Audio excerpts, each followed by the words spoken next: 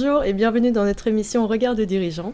Aujourd'hui, nous avons le plaisir de recevoir Dominique Duquesnoy, le CEO de Performance. Donc bonjour Dominique. Bonjour Diane, merci de m'accueillir. Je vous en prie.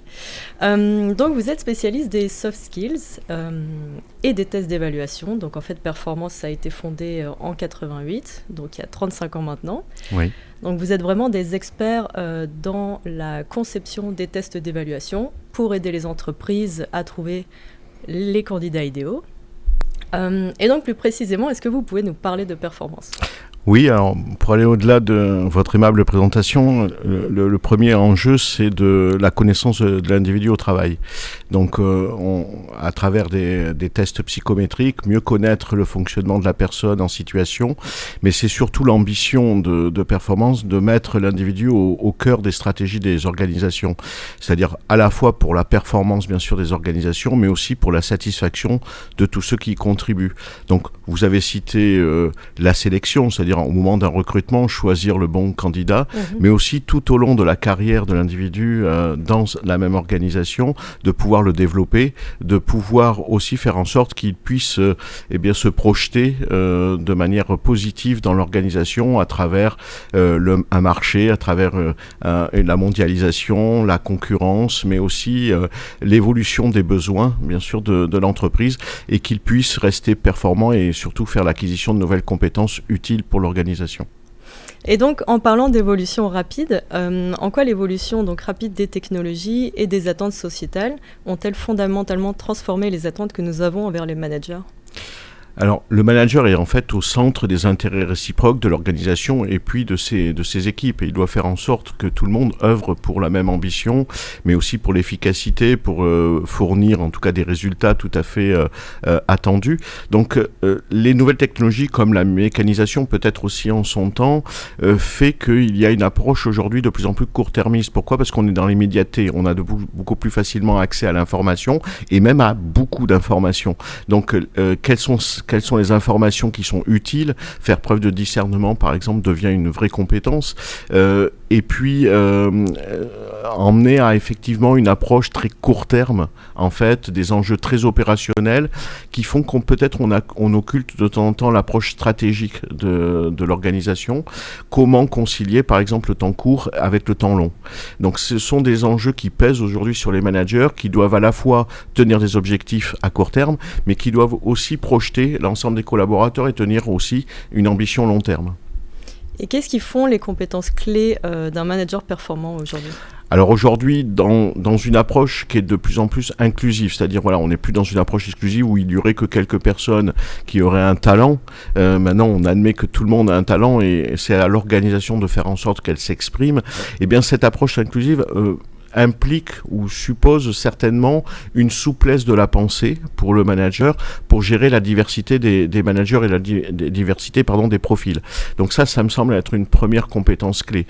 Le deuxième, c'est comme je disais, concilier le temps court et le temps long en ayant un équilibre entre une approche stratégique vers ce vers quoi on tend, le but, l'ambition, des attentes vis-à-vis de l'impact de l'organisation et son impact dans la société, l'impact environnemental, par exemple, de prendre en compte cela, mais aussi des aspects très opérationnels. Donc, savoir justement passer d'une approche stratégique et opérationnelle, peut-être un peu plus technique, et donc pouvoir équilibrer ça.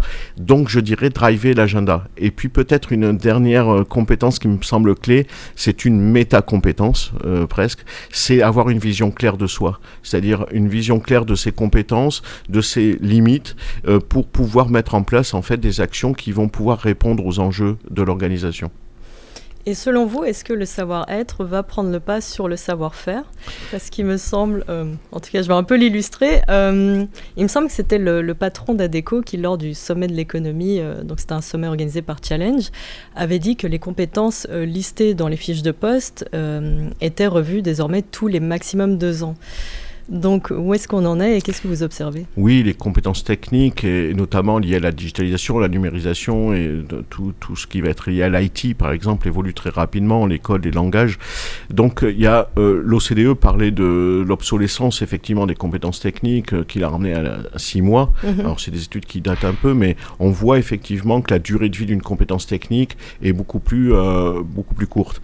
Donc, aujourd'hui, par exemple, on va plutôt se concentrer sur la capacité d'apprentissage.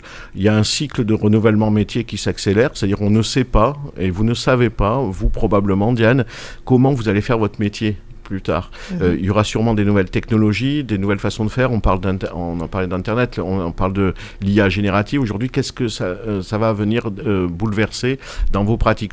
Donc l'idée, c'est plutôt l'adaptation. C'est-à-dire comment on s'adapte, comment on fait l'acquisition de nouvelles connaissances, comment on se représente les choses pour avancer de manière positive. On a beaucoup parlé ces dernières années, par exemple, de la résilience. La résilience, c'est comment je vis une menace et comment je me projette, comment j'arrive à gérer cette menace pour avoir des comportements adaptés et positifs face à la situation.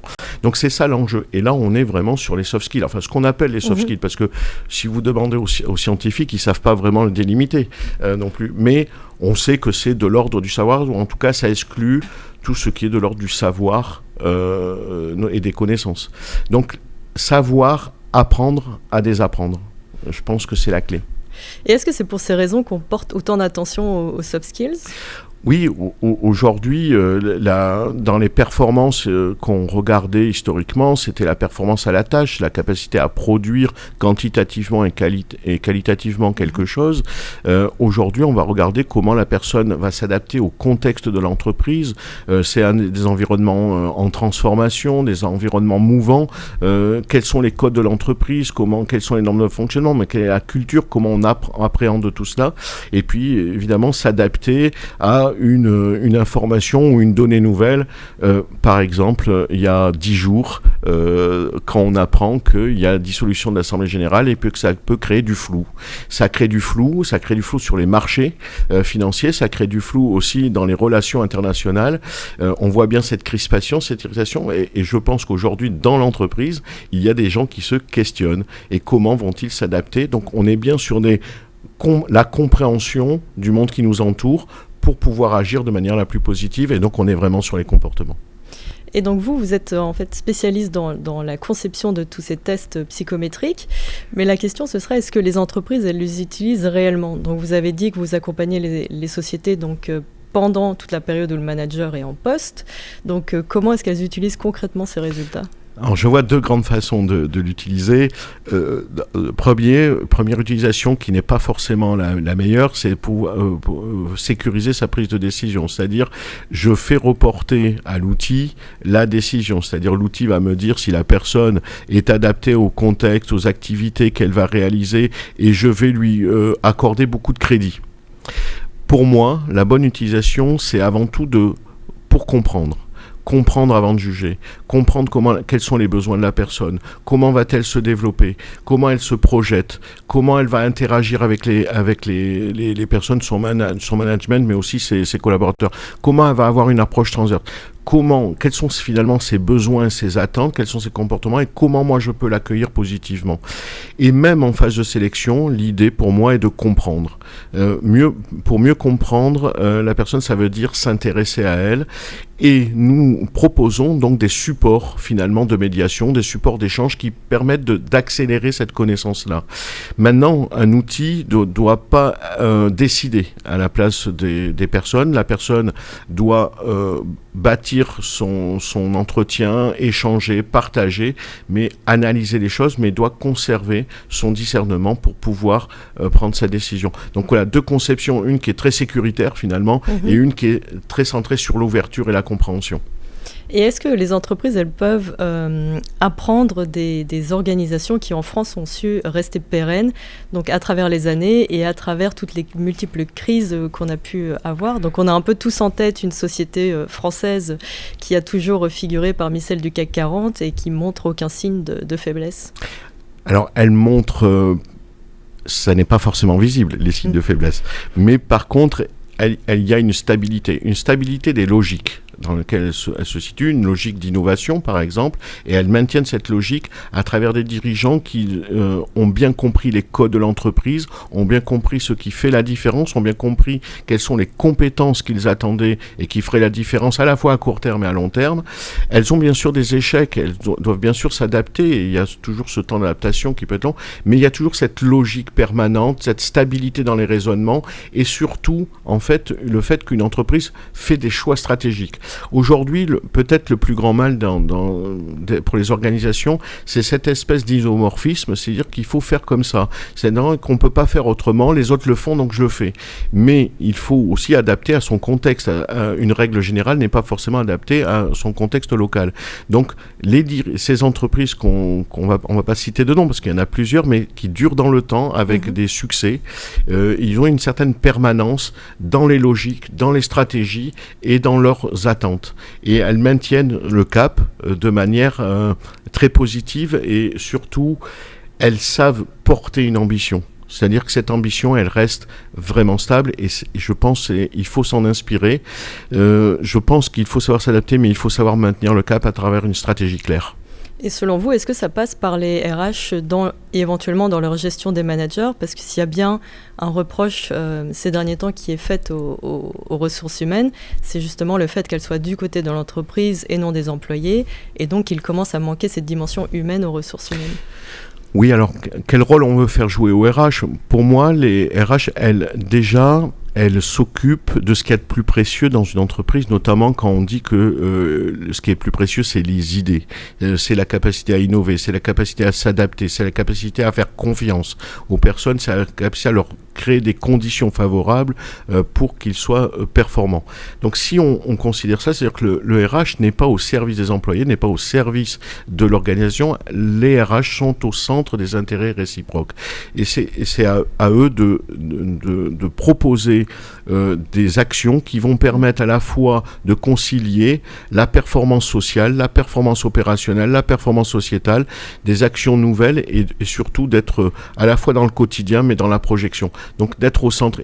Je pense qu'il y a eu, effectivement, on a des enjeux comme, par exemple, d'être business partner.